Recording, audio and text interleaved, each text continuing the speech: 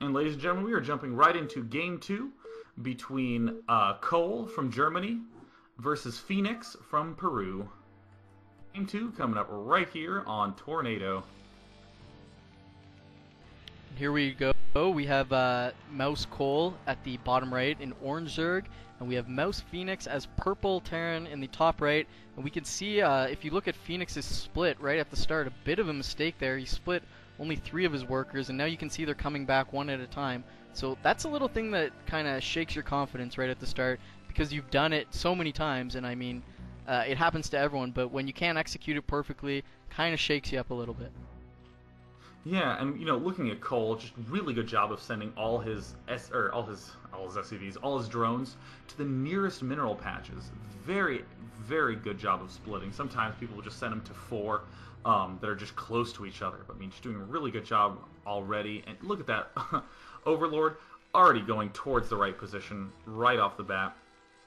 Note that he's not going straight to the main. He's kind of going more towards the natural. That we can get a little better spot to plant that Overlord so it won't die to Marines.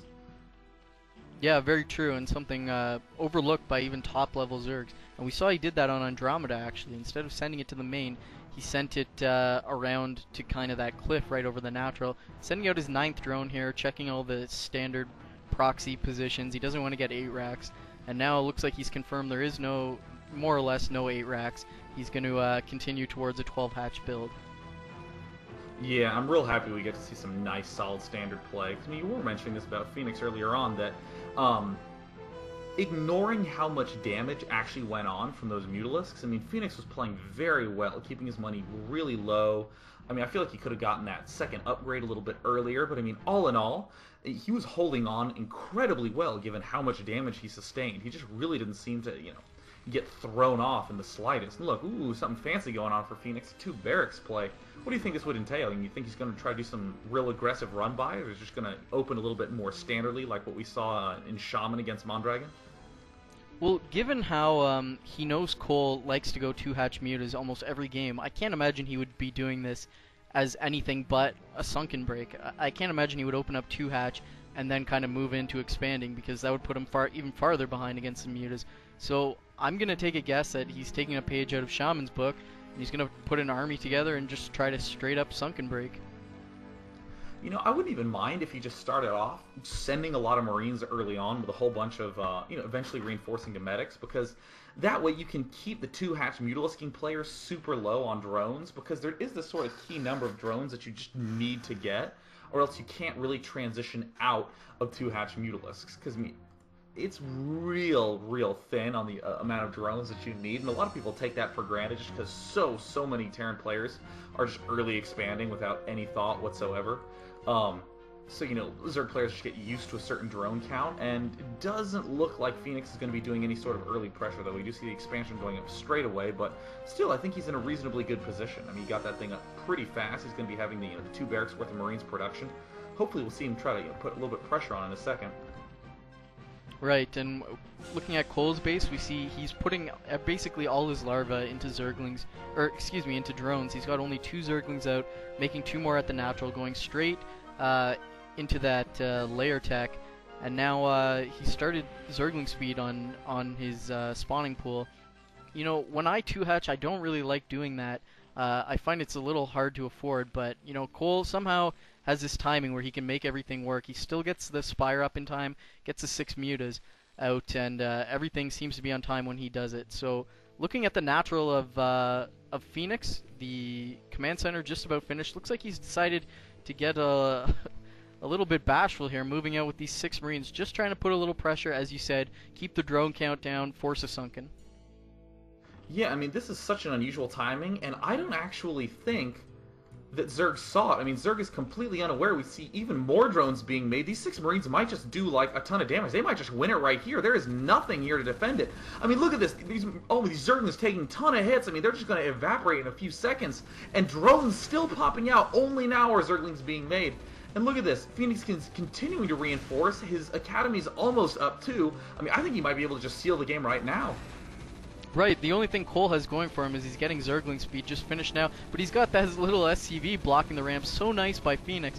He's going to have to watch out for these reinforcements, not get flanked. Looks like Kohl's getting in position, but this SCV is going to do so much for him. And, I mean, even if he lives him, his 2-hatch timing is gone.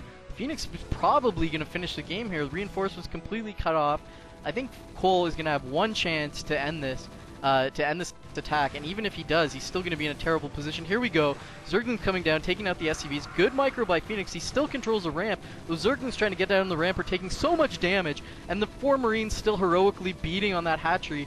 Kolll still forced to make more Zerglings out of all his larvae. Spire almost done, but he doesn't even have the supply to make mutas, neither does he have the larvae. And look at this. He's just pulling back, uniting his army. He knows he doesn't want to lose those 4 Marines. They're much more powerful, you know, synergy and whatnot. So now they're going to work together, take out these and I think this is it for Kolll. Yeah, this looks like good game right here. And, you know, in the midst of that attack, if you keep going back to Phoenix's base, up to 4 barracks being added, and good game. Wow. What a whirl of aggression to sort of wrap things up. I mean, that's what was so cool about watching that early aggression is that, I mean, first of all, you're opening up 2 barracks instead of doing something a little bit, you know, more orthodox, some sort of 1 barracks type play. So we get to see some really sweet, fast aggression go on by Fenix. Not only really unusual timings, but when he's doing it, he's still making SCVs non-stop. He's still adding on that 3rd barracks. You know, he eventually got the 4th barracks. I mean, if you go back to Phoenix's base and rewatch that game, you'll see how incredible his timing was. Just, you know, being able to focus on that battle and execute all that. What an amazing little early game tactic we saw there. Yeah, and just one other thing to focus on. At that time, Kolll was trying to push out. He was trying to expand and take a 3rd. And the reason that build works so well on that map, I don't know if this is just by chance or if Fenix planned it, was that there's no cliff by the natural to sit your Overlord over. So on you know, a typical map like Python, you can sit your Overlord right there. You see anything moving out. That doesn't exist on Tornado. So you have to keep that Overlord a little bit back, and you can't see exactly everything moving out. At that time, Kolll was chasing the SCV. Those 6 Marines just came down, and I mean, the rest is history. Very, very nice play by Fenix. Yeah, it's so funny. That's the sort of game that, you know, it's almost like it has to happen once every 100 games or something like that, you know, where you just get so in the habit, you get so in autopilot that you forget that they can actually just attack right then. You know, so, you know, if that game happens to me, I'm now going to say to myself, okay, I'm going to get 4 Marines early, or 4 Zerglings early on, and I'm always going to send one to that right side, because if he moves out, I need to know about it. I mean, it was just awareness that lost Kolll that game. And that can be, like, not only is that frustrating just in a ladder match, because you think, yeah, I'm better than him, you know, I can beat him, he just, you know, did some cheesy BS to me. But, you know, if you're in a tournament game, you can't go back. You did lose that game purely because you just didn't have any spotter at all at his front. Right, right. And if I'm Kolll, that's a little shake to my confidence, because I know if I get mutas out, I'm probably in the lead. And, you know, when you play these series, as people get more and more fearful of your mutas, for example, they'll want to get more and more turrets. They put less and less pressure on you earlier. That means you can cheat a little bit more, make less Zerglings. Your mutas come out that much faster, and it just builds up. But this is a complete opposite effect. Now I'm thinking, oh, man, he just punished me completely there. I need to get more Zerglings. I need to focus on that. I maybe even need a Sunken at some point, and that means my mutas are going to come out later. I'm going to be less confident about it, and really that's going to add to my mental state going into this 3rd game. So now, we're at 1-1. We've got a match here. We're moving on to Outsider, which is a very specific ZVT build. This really favors Kolll, I think, because what we've seen on the pro scene and in the foreigner scene is it's going to be 2-hatch mutas. They're going to fly around a bit. They're going to take those outside gases eventually, get up to Guardians, get up to Ultras, and then we're going to kind of sandwich our armies together and see who wins.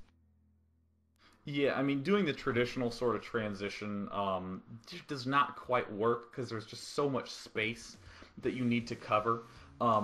As an alternative, just sort of throw it out there. I also like taking a lot of expansions and doing something a little bit more standard. You know, you can open up Mutalisk, but, you know, just getting some sort of Lurker Ling army in the mid-game and then getting Defilers. But then teching 2 Hydras with range and speed, and then just nidusing everything together, because it can be an absolute nightmare for Terran to really break any of those locations if you have them adequately connected together. But still, I think we're going to do exactly what you said, just that straight Mutalisk directly into Ultras. It's really easy to do. You have a choke you need to defend. That you normally see Zergs build a bajillion sunken colonies at the front, like seriously, like a godzillion sunken colonies at the front.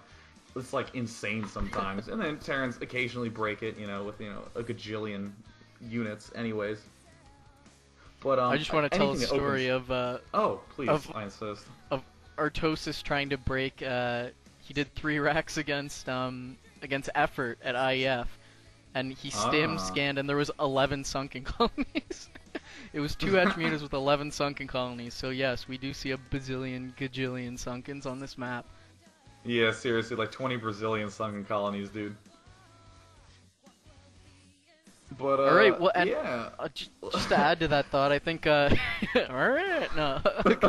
Kolll is also, he's one of the players. He doesn't have that depth of experience that someone like Fenix or myself or Day9 have. So he's probably not going to be able to draw from other builds. I think he sticks to what works in Korea, and what works is 2 Hatch into Guardians. So I think we're in agreement here. That's what we're going to see, and it's going to be on Fenix to find a way to answer that. So 1-1, Game 3. Let's get this started.